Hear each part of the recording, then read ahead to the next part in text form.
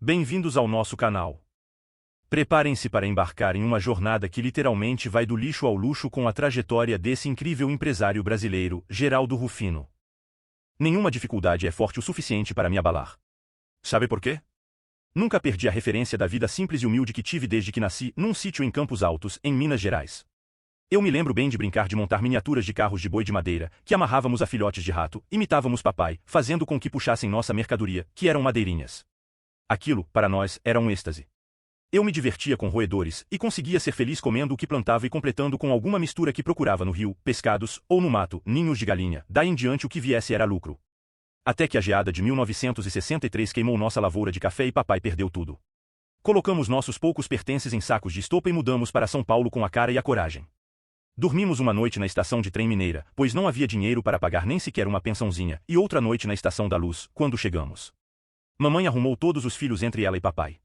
Eu era o caçula, com 4 anos, e achei um luxo dormir ali. Antes, morava em casa de pau a pique, mas a estação era de cimento. Estava tudo certo.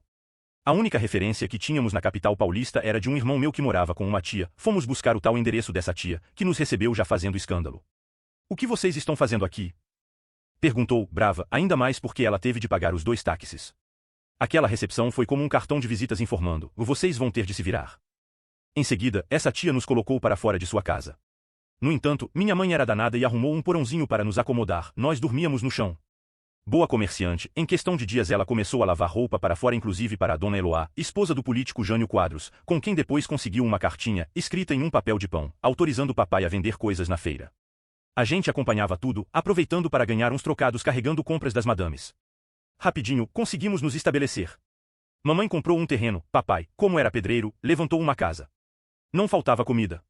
Juntávamos o que sobrava de verduras, legumes e frutas da feira, incluindo o que estava jogado no chão, e nossa irmã mais velha preparava. Sempre que dava, mamãe nos levava a um restaurante popular, bancado pelo governo paulista, para a população de baixa renda, nos moldes do atual projeto Bom Prato, que cobra R$1 por uma refeição completa. Talvez alguém pense: "Nossa, como você passou mal." Não, aquilo era show. Uma festa para nossa condição. Jogam muita coisa boa fora, não é? Nossas feiras são ricas, quantas folhas de legumes não são aproveitadas, por exemplo? Como aquela comida podia ser ruim? Como, com aquela fartura, a gente podia passar mal? Tenho uma memória relativamente boa. E lembro que foi nessa chegada a São Paulo que conheci a palavra que considero piada até hoje. Ouvi: "Vocês vieram para cá numa época péssima." "Estamos em crise", declarou o taxista, fazendo carão de preocupado. Que negócio era esse? Com 4 anos, fiquei assustado. Se ela era tão ruim, deveria ser uma bruxa má, um fantasma. Algo por aí. E como falavam mal dela. À noite, eu mirava o teto e pensava: "É crise, crise, será que essa coisa feia vai aparecer?" Morria de medo. Nossa casa era de madeira e fazia um barulho daqueles. Eu logo pensava que podia ser um bicho ou a tal da crise. Com o tempo, descobri o que a palavra crise significava para as pessoas e comecei a rir daquilo.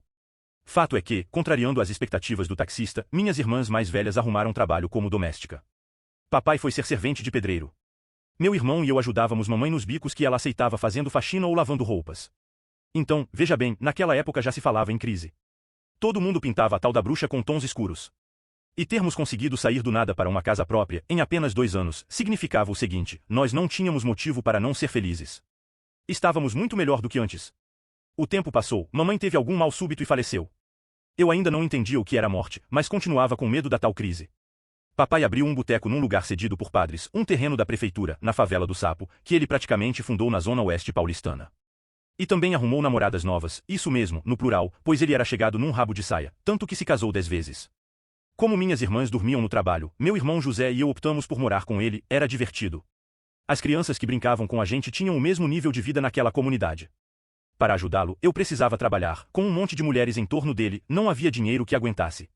Arrumei um trabalho numa pequena revendedora de carvão, ensacando o material que chegava a granel em quantidades menores. Com 8 anos, eu trabalhava por 10 horas por dia. Adorava aquilo, chegava em casa mais pretinho do que já sou, mas com dinheirinho no bolso. Fiquei lá por 1 ano, sempre com meu irmão, José. Até que fui para um lugar muito melhor. Eu sempre via uns meninos que passavam de manhã, indo para o quilômetro 15 da rodovia Raposo Tavares, e voltavam à tarde carregados de tralhas e vestindo roupas melhores que as minhas. Então, algo bem interessante deveria ter lá. Segui a molecada e descobri que eles iam para um aterro sanitário, o lixão. Antigamente o lixo era muito rico, tinha muita coisa boa que o povo desperdiçava, de roupas a pedaços de salame, aquela comida vencida que os mercados jogavam fora, para nós, representava um banquete. Disse ao meu irmão. Ah, também vamos. É mais fácil ganhar dinheiro no lixão do que ensacando carvão. Percebi que precisávamos de carrinhos de mão e fizemos os nossos. Os outros meninos não tinham a nossa criatividade. Então, a gente alugava carrinhos para eles. Eu catava latas de óleo feitas de aço ou folhas de Flandres, vidro e o que mais encontrasse e pudesse ser reciclado. Nova ideia. Se juntasse a sucata numa quantidade maior, ganharia mais dinheiro que os outros colegas. Conseguiria negociar com um depósito maior, em vez de vender aos poucos, na correria. Montei meu primeiro negócio com 9 anos, José era o meu sócio. A gente transportava tudo em carrinhos de mão para casa, separava à noite para vender, enquanto meu pai passeava com as mulheres dele. Nos fins de semana, usávamos esses mesmos carrinhos para fazer a feira com as madames ou alugávamos a garotos que não tinham um. Minha irmã, que hoje é advogada, vinha no fim de semana da casa da patroa e fazia as continhas de quanto levantamos com a venda da sucata, o que só me deixava feliz. Além de faturar, tinha tudo de bom para comer com direito à sobremesa então, tive a felicidade de adquirir um anticorpo necessário a todo empreendedor, a quebra. Juntamos um bom dinheiro dos 9 aos 11 anos dentro de latinhas de leite em pó, que entrávamos no terreno baldio do lado de casa. Para localizar, a gente contava as moitas de capim. Tantas para a direita, 2 latinhas, tantas para a esquerda, em seguida mais 2. Tínhamos um mapa delas. Não tinha erro. Da janela do meu quarto eu olhava o terreno. A chava mosqueira assegurou. Fomos convencidos a ir para a escola e um dia, na volta, tivemos a surpresa. O cara do lado havia vendido a terreno baldio. Passaram a máquina, limparam o terreno e adeus latinhas. Se alguém achou o nosso tesouro, pode até ter embolado na terra, mas provavelmente algum felizardo tirou a sorte grande. Latinhas explodindo, notas e moedas voando para todos os lados. Como eu poderia imaginar uma cena dessas? Em dinheiro de hoje, meu irmão José e eu juntamos uns 10 mil reais, contudo, como eu era o mais econômico da dupla, não gastava à toa, tinha uma parte maior e administrava o todo. Ele só queria trabalhar. Não queria se preocupar com mais nada. Enterrar lá foi de comum acordo, para evitar que nosso pai gastasse com a mulherada, por respeitá-lo demais não saberíamos dizer não. Se escondêssemos em casa, ele acharia. Escolhemos o terreno do lado como nosso banco secreto e perdemos tudo, e aí?